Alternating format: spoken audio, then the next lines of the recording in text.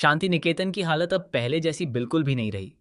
जिस घर में कभी हंसी खुशी प्यार और अपनापन बसता था, वहां अब सिर्फ नफरत, गुस्सा और रिश्तों के टूटने की आवाजें सुनाई दे रही हैं। हर सदस्य किसी न किसी दर्द से गुजर रहा है और परिवार पूरी तरह बिखरने की कगार पर पहुंच चुका है। सबसे बड़ी वजह है कर्ण और गौतम की बढ़ती हुई दुश्मनी। दोनों एक दूसरे का चेहरा तक देखना पसंद नहीं करते। दोनों के बीच की नफरत अब इतनी गहरी हो चुकी है कि कोई भी छोटी सी बात बहुत बड़े झगड़े का रूप ले लेती है। इसी बीच अचानक ऋतिक तेजी से शांति निकेतन पहुंचता है। उसके चेहरे पर घबराहट साफ दिखाई दे रही होती है। वह सीधे गौतम के पास जाता है और कहता है, गौतम, एक बहुत बड़ी खबर है।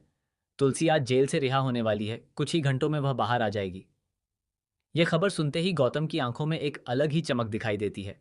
वह बिना एक पल गनवाए कहता है, तुलसी कहीं और नहीं जाएगी। वह मेरे साथ रहेगी। यही उसका घर है। जिसने भी उसे इस घर से दूर किया था, अब वही लोग पछताएंगे। इतने में कर्ण वहां पहुंच जाता है और गौतम की सारी बातें सुन लेता है। कर्ण का गुस्सा सातवें आसमान पर पहुंच जाता है। वह जोर से चिल्लाते हुए कहता है, तुलसी इस घर में कदम भी नहीं रखेगी। इस घर पर उसका कोई हक नहीं है। जिसने इस परिवार को तोड़ा, उसे मैं दोबारा इस घर का हिस्सा कभी नहीं बनने दूंगा। गौतम भी पीछे हटने वालों में से नहीं होता। वह कर्ण की आंखों में आंखें डालकर कहता है, तुम फैसला करने वाले कौन होते हो? इस घर पर जितना हक तुम्हारा है, उतना ही तुलसी का भी है। अगर उसे रोकने की कोशिश की तो मैं तुम्हारे खिलाफ खड़ा हो जाऊंगा। दोनों के बीच इतनी भयानक बहस शुरू हो जाती है कि पूरे शांति निकेतन में हड़कंप मच जाता है। परिवार के बाकी सदस्य दोनों को शांत कराने की कोशिश करते हैं, लेकिन कोई भी उनकी बात सुनने को तैयार नहीं होता। ऐसा लगने लगता है कि आज यह लड़ाई किसी बहुत बड़े हादसे की वजह बनने वाली है। दूसरी तरफ जेल से रिहा होने की तैयारी कर रही तुलसी पूरी तरह भावुक हो चुकी होती है। इतने सालों बाद आज वह आज़ाद होने जा रही है, लेकिन उसके मन में खुशी से ज़्यादा डर होता है। उसे समझ नहीं आ रहा होता कि आखिर अब वह कहाँ जाएगी।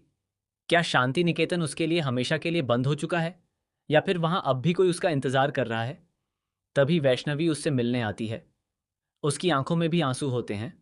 वह धीरे से पूछती है, क्या अब तुम कभी भी शांति निकेतन वापस नहीं जाओगी? क्या वह घर अब हमेशा के लिए तुमसे दूर हो गया है? यह सवाल सुनते ही तुलसी की आंखों से आंसू बहने लगते हैं। वह कांपती हुई आवाज में कहती है, शांति निकेतन सिर्फ एक घर नहीं, मेरी पूरी जिंदगी है। वहां मेरी हर याद बसती है। लेकिन अगर मेरे लौटने से सबकी जिंदगी फिर से बिखर जाएगी, तो शायद मेरा वापस न जाना ही सही होगा। इसी बीच एक ऐसा खुलासा होता है जो पूरी कहानी को पलट कर रख देता है। जेल से बाहर निकलने से पहले तुलसी को एक पुरानी फाइल सौंपी जाती है। उस फाइल में कुछ ऐसे दस्तावेज और एक वीडियो रिकॉर्डिंग होती है जिसे देखकर तुलसी के पैरों तले जमीन खिसक जाती है। उसे पता चलता है कि जिस जुर्म की सजा उसने इतने सालों तक काटी, वह जुर्म उसने किया ही नहीं था। असली गुनहगार कोई और था, जिसने अपने बचाव के लिए तुलसी को फंसा दिया था। सबसे हैरानी की बात यह होती है कि उस वीडियो में एक ऐसा चेहरा दिखाई देता है जिस पर पूरे परिवार ने हमेशा भरोसा किया था। वह व्यक्ति पर्दे के पीछे रहकर पूरे परिवार को वर्षों से आपस में लड़वा रहा था। उसने ही झूठे सबूत तैयार करवाए, गवाह खरीदे और तुलसी को जेल भिजवा दिया, ताकि शांति निकेतन की सारी संपत्ति पर उसका कब्जा हो सके। तुलसी यह सच जानकर फैसला करती है कि अब वह चुप नहीं बैठेगी। वह सीधे शांति निकेतन पहुंचकर सबके सामने सच्चाई लाने का निर्णय लेती है। उधर घर में कर्ण और गौतम के बीच बहस इतनी बढ़ जाती है कि कर्ण गुस्से में तुलसी का सारा सामान घर से बाहर फेंकने का आदेश दे देता है। तभी मुख्य दरवाजा खुलता है और सबकी नजरें उसी तरफ चली जाती हैं। सामने तुलसी खड़ी होती है। तुलसी को देखकर पूरे घर में सन्नाटा छा जाता है। कोई कुछ बोल नहीं पाता। करण भी कुछ पल के लिए चुप हो जाता है, लेकिन अगले ही पल वह कहता है, तुम यहां क्यों आई हो? तुलसी बिना डरे जवाब देती है, मैं अपना हक लेने नहीं आई हूं। मैं उस इंसान का चेहरा दिखाने आई हूं जिसने इस पूरे परिवार को बर्बाद किया है। यह सुनते ही सभी हैरान रह जाते हैं। तभी तुलसी वह वीडियो सबके सामने चला देती है। वीडियो देखते ही हर किसी के चेहरे का रंग उड़ जाता है। जिस इंसान को परिवार का सबसे बड़ा शुभचिंतक समझा जाता था, वही इस पूरे षड्यंत्र का मास्टरमाइंड निकलता है। लेकिन असली झटका अभी बाकी होता है। वीडियो खत्म होते ही वह शख्स खुद सामने आ जाता है और जोर जोर से हंसने लगता है।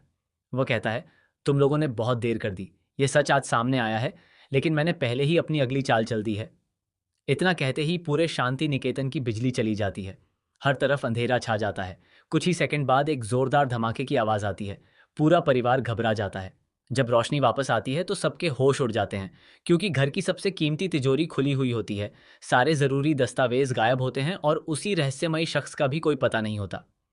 इतना ही नहीं, वहाँ फर्श पर खून के कुछ ताज़ा निशान दिखाई देते हैं, लेकिन किसी को समझ नहीं आता कि आखिर यह खून किसका है। तभी तुलसी की नज़र एक छोटे से कागज़ पर पड़ती है। उस पर सिर्फ एक लाइन लिखी होती है, ये तो सिर्फ शुरुआत है, असली खेल अब शुरू होगा। ये संदेश पढ़ते ही करण, गौतम और पूरा परिवार पूरी तरह सदमे में आ जाता है। अब सभी को एहसास हो जाता है कि उनकी आपसी नफरत ने असली दुश्मन को जीतने का मौका दे दिया। दूसरी तरफ तुलसी मन ही मन कसम खाती है कि चाहे उसे अपनी जान की बाजी ही क्यों न लगानी पड़े, वह असली गुनहगार को बेनकाब करके रहेगी और शांति निकेतन को फिर से बिखरने नहीं देगी। अब आने वाले एपिसोड में सबसे बड़ा सवाल यही होगा कि क्या तुलसी परिवार को फिर से एक कर पाएगी? क्या करण और गौतम अपनी सालों पुरानी दुश्मनी भूलकर एक साथ खड़े होंगे? आखिर वह रहस्यमयी मास्टरमाइंड कौन है जिसने पूरे परिवार को मोहरे की तरह इस्तेमाल किया? और सबसे बड़ा सवाल, खून के वे निशान आखिर किसकी नई मुसीबत का संकेत हैं?